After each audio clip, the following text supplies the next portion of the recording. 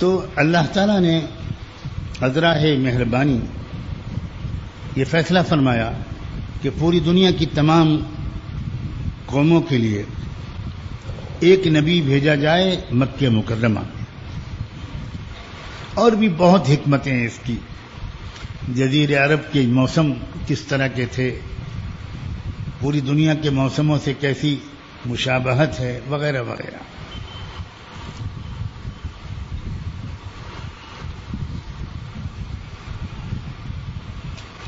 اور اس نبی کے ذمے ایک نیا کام کر دیا جو پچھلے نبیوں کے ذمے نہیں ہوتا تھا. اور وہ کام یہ ہوا کہ تم اپنی امت کی تربیت ایسے کرنا کہ اس کی سمجھ میں یہ بات آ جائے کہ اب تو کہ کوئی نبی نہیں آئے گا تو ہر دور میں یہ امت کا کام ہوگا، مسلمانوں کا کام ہوگا کہ وہ اپنے پورے معاشرے کو اچھائیوں کی طرف بلاتی رہے اور برائیوں سے روکتی رہے. اب کوئی نبی نہیں آئے گا. اب جو کام نبیوں کے سپرد ہوتے تھے وہ دو قسم کے کام ہوتے تھے. ایک تو نبیوں کو علم اور رہنمائی لینی ہوتی تھی اللہ سے، اور دوسرے اس رہنمائی کو اپنے زمانے کے لوگوں تک، اپنی قوموں تک پہنچانا ہوتا تھا. اب اللہ نے فرمایا کہ رہنمائی تو میں نے مکمل کر دی محمد پر صلی اللہ علیہ وآلہ وسلم. اب کوئی نئی رہنمائی لینے کی ضرورت کبھی کسی کو نہیں پڑے گی. اب تمہیں نسل در نسل، ملک در ملک، ہر علاقے میں تمہیں یہ کام کرنا ہوگا اے میرے آخری نبی کی امت کہ تم کو اپنے اپنے علاقے میں کم سے کم تمام لوگوں تک اس پیغام کو پہنچاتے رہنا ہوگا، اور اچھائیوں کی تعداد کو ابھار کر اچھائیوں کو ان کے اندر سے نکالنے کی کوشش کرتے رہنا ہوگا، اور برائیوں سے روکتے رہنا ہوگا. اب یہ تمہارا کام ہے. یوں سمجھو کہ پہلے میں نبیوں کو بھیجتا تھا، اب میں نے اپنے آخری نبی کی امت کو بھیج دیا ہے. اب تم مبعوث ہو، تم بھیجے گئے لوگ ہو، تمہاری وہی ذمہ داریاں ہیں تقریباً جو نبیوں کی ہوتی تھی. یہ بات بہت صاف لفظوں میں اللہ تعالیٰ نے اپنی کتاب قرآن مجید میں سمجھائی، اللہ کے رسول نے سمجھائی.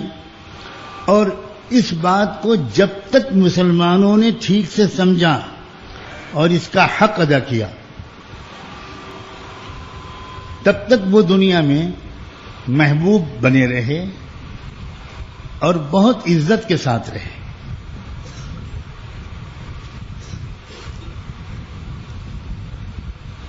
مسلمانوں نے جب سے یہ اپنی ذمہ داری کا احساس چھوڑا، اور وہ بھی صرف انہی چیزوں کو اپنا کام سمجھنے لگے جن کو دنیا کی دوسری قومیں سمجھتی ہیں، تو مسلمانوں کی محبوبیت بھی گئی، عزت بھی گئی.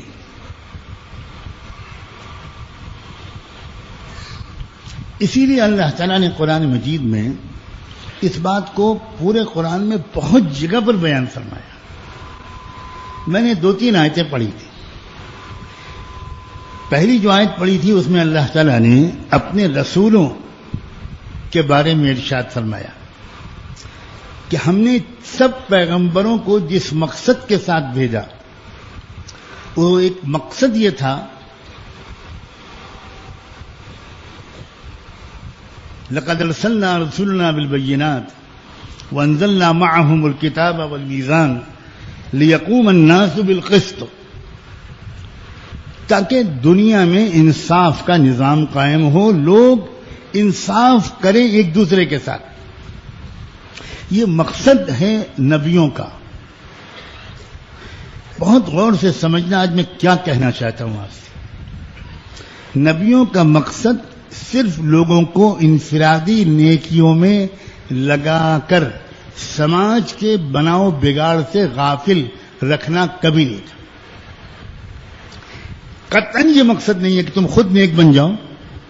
باقی دنیا میں کیا ہو رہا ہے، تمہارے محلے میں کیا ہو رہا ہے، تمہارے معاشرے میں کیا ہو رہا ہے، تمہارے سماج میں کیا ہو رہا ہے، تمہارے ملک میں کیا ہو رہا ہے، اس سے تمہیں کوئی مطلب نہیں. تم اپنی ذات سے نیک بن جاؤ. یہ کسی بھی نبی کا مقصد نہیں تھا. صاف صاف اللہ نے قرآن میں کہا ہے.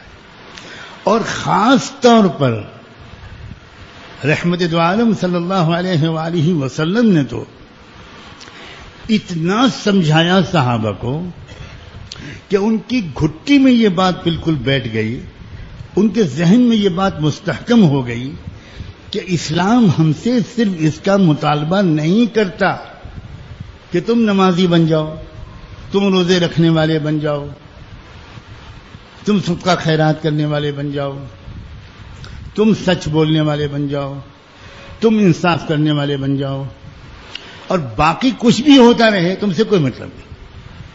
تم اپنی نیکیاں کرو، ذکر کرو، تسبیح پڑھو، تلاوت کرو، اللہ اللہ کرو، طہارت کا خیال رکھو، عبادات کا خیال رکھو، باقی تم سے کوئی مطلب نہیں دنیا میں کیا ہو رہا ہے، دخل مت دینا کسی چیز میں. یہ بات اللہ کے رسول صلی اللہ علیہ وسلم کے دین کے 100% خلاف، 100% خلاف.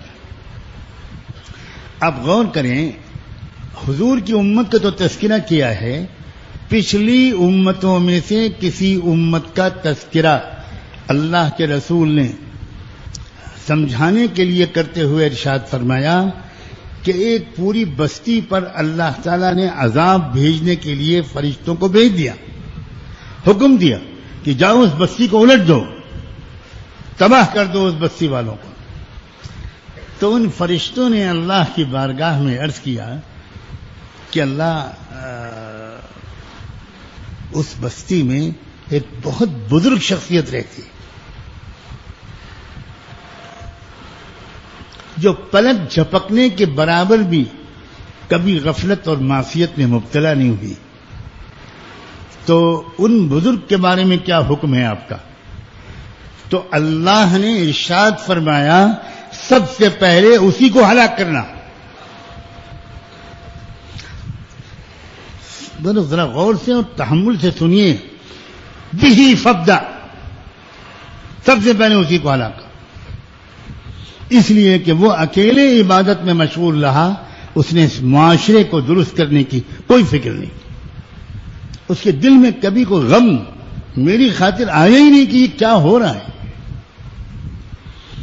بات کو صحیح سمجھنا بہت اجنبی ہو گیا یہ مضمون. ہمارا جو دیندار حلقہ ہے اس سے تو بہت ہی اجنبی ہو گیا یہ مضمون.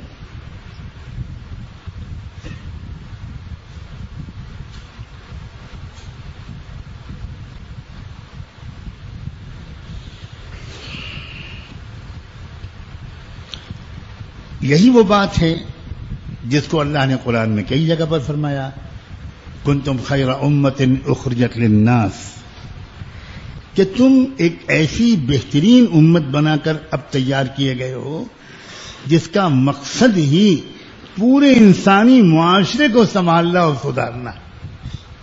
پورے انسانی معاشرے، اخرجت للناس، پوری انسانی معاشرہ، اس پر تم کو نظر رکھنی ہے. کس اعتبار سے نظر رکھنی ہے؟ سب سے زیادہ تأمرون بالمعروف وتنہون عن المنکر، کہ اس پورے انسانی معاشرے کو اچھائیوں کی طرف تم لاتے رہو، لانے کی کوشش کرتے رہو، اچھائیوں کو اس قوم کی اندر رواج دینے کی کوشش کرتے رہو. وتنہون عن المنکر، اور جو برائیاں ہیں ان برائیوں سے روکنے کی کوشش کرتے رہو. اور اسی کو اللہ کے رسول نے ارشاد فرمایا، من رأى منکم منکرا فلیغیرہ بیدہ، تم میں سے کوئی کسی منکر کو دیکھے تو اس کو اپنے ہاتھ سے بدل دے. اپنی ہاتھ کی طاقت استعمال کر کے اس منکر کو بدلنا تمہاری ذمہ داری ہے. اور اگر تم کسی منکر کو اپنے ہاتھ کی طاقت سے بدلنے کی طاقت یا استعداد یا ہمت نہیں رکھتے تو کم سے کم زبان سے تو اس منکر کو بدلنے کی تم کو محنت کرنی ہی پڑے گی. اور مان لو تم اتنے کمزور واقع ہوئے ہو، کم ہمت واقع ہوئے ہو کہ تم نہ ہاتھ سے روک سکتے ہو نہ زبان سے روک سکتے ہو، تو کم سے کم دل سے اس کو برا سمجھتے رہو، اس کو دل سے برائی، اس دل سے برائی کو سے روکنے کی تمنا کرتے رہو. عجیب و غریب بات ہے یہ. ہماری فکر، قوت خیال اور قوت اور توجہ میں جو طاقت ہے اس کو بھی ہم لوگ نہیں سمجھتے. ہماری عملی قوت کتنی ہے، ہمارے ہاتھ کی قوت کتنی ہے، وہ تو بہرحال سمجھ میں آتی ہے. اگر کسی گروہ کی عملی قوت کسی خاص نشانے کو حاصل کرنے، کسی خرابی کو دور کرنے پر لگ جائے تو اللہ نے انسانوں کے گروہ کی عملی قوت میں وہ طاقت رکھی ہے کہ پھر وہ کامیاب ہو کر رہتی ہے، مؤثر ہو کر رہتی ہے. اور اگر یہ تو ہوئی عملی قوت سے زیادہ زبان کی قوت. اگر قوموں کی زبانیں استعمال ہونے لگے انصاف کے حق میں اور ظلم کے خلاف تو اس کی بھی اپنی ایک زبردست تاثیر اور طاقت ہوتی ہے اور جو بدل ڈالتی ہے صورتحال. یاد رکھنا حدیث کے الفاظ فَلْيُغَيِّرْهُ ہوئے، بدل ڈالنا. اور یہ میں اشارہ اس طرف کر رہا ہوں کہ اللہ نے تاثیر رکھی ہے. انسانوں کی عملی قوت تو بے حد مؤثر ہے. انسانوں کی عملی قوت اگر شیطانی سازشوں کے مقابلے میں صرف ہو جائے تو کھربوں شیاطین پر چند سو انسانوں کی عملی قوت غالب آ کر رہتی ہے. اربوں شیاطین جن اور شیاطین ان سب وہ جو چاہیں کر ڈالیں. اگر انسان ان شیطانی سازشوں کے مقابلے میں کھڑا ہو جائے تو تھوڑے سے انسان لاکھوں کروڑوں اربوں شیاطین کی طاقت پر غالب آ سکتے ہیں. آج کا انسان شیطانوں سے ڈرا ہوا ہے.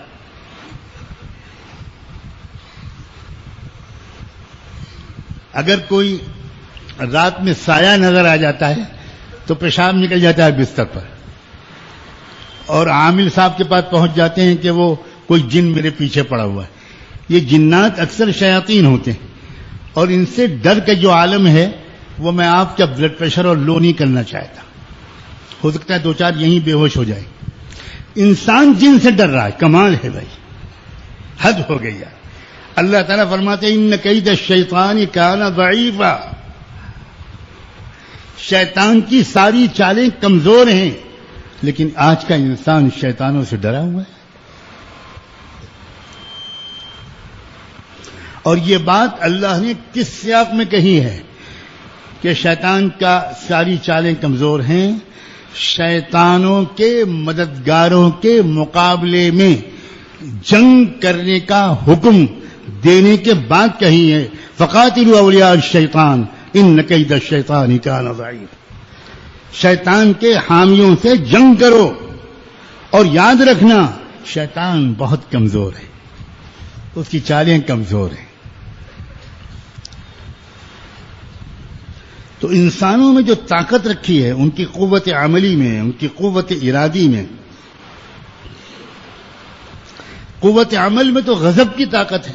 قوت عمل کے بعد اگر آدمی کچھ کر بھی نہیں پا رہا پھر بھی اپنے زبان سے اظہار کر رہا ہے تو زبان کے نکلے ہوئے الفاظ بھی طاقت رکھتے ہیں، حالات کو بدلنے کی طاقت رکھتے ہیں، مظلوموں کے حوصلوں کے بڑھانے کی طاقت رکھتے ہیں، ظالموں کے حوصلوں کو پست کرنے کی طاقت رکھتے ہیں. زبان کے الفاظ، قلم سے نکلنے والے الفاظ.